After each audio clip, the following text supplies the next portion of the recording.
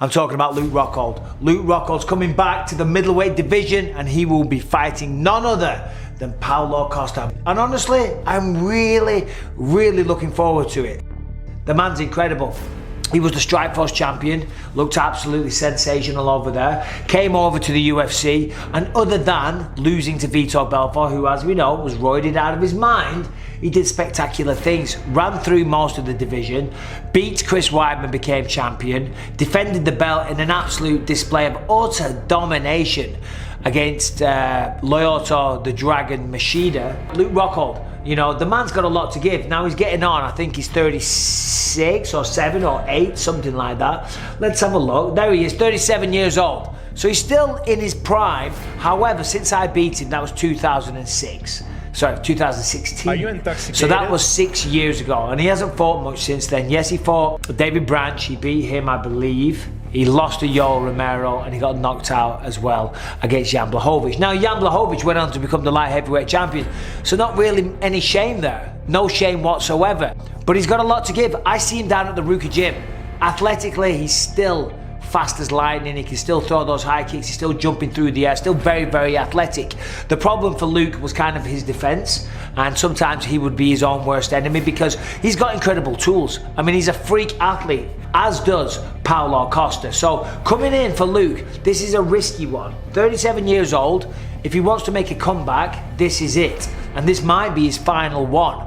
37 years old, the door of opportunity, the window of opportunity, should I say, is certainly closing. But if he can come back, beat Paulo Costa, that's one of the top ranked guys in the division, well, that creates some interesting opportunities. That puts Luke Rockhold right back in the mix. Off the top of my head, I'm not sure what Paulo Costa's ranked, but it's high, 4 or 5, something like that. You've got Adesanya, you've got Whittaker, Marvin Vettori, and then probably Paulo Costa, something like that, I would have thought. So he's one of the top guys. And Adesanya needs fresh blood. Adesanya's got fresh blood in Jared Cannonier later this year in the summer. And if Luke Rockhold coming in as a former champion, as a household name, very well known to the mixed martial arts public, and again, being so dreamy just to look at, you would think that this guy could fast track to a title fight. And him versus Israel Adesanya, I mean, listen, you got to favour Adesanya. The man's a dominant champion. The man other than Anderson Silva is the greatest middleweight we've seen. Rockhold can give him a good fight. I mean, athletically, I think Rockhold can match him. He's very tall, not as tall as Izzy, but not far off. So reach-wise, things like that, they're going to be similar. Grappling-wise, I give Rockhold an advantage in the grappling all day long. Now, momentum, that certainly goes on the side of Israel Adesanya. The man's the dominant champion and he's defended the belt I don't know how many times right now. But still, Luke, buddy, I wish you nothing but all the best. Of course, may the best man win. Paulo Costa, Luke Rockhold, sensational matchup in the middleweight division. I enjoy seeing Luke back. I will be rooting for him, of course. Anytime you share the octagon with somebody, you always want them to do well. What makes the decision for Luke Rockhold to come back after 2 years away and you say, you know what, I want the guy that just fought for the championship very recently?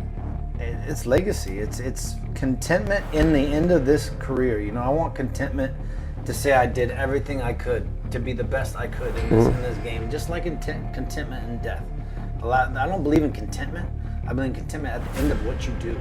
You know, at the end of the game, at the end of life, you want to be content that you did everything you fucking possible to be who the fuck you are.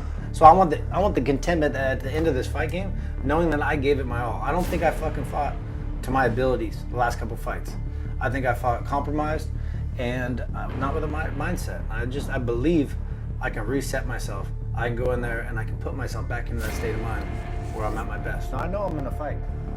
I know I'm gonna fight, and that's what gets my blood pumping. That's what gets me up every day, and that's what gets me wanting to do this thing.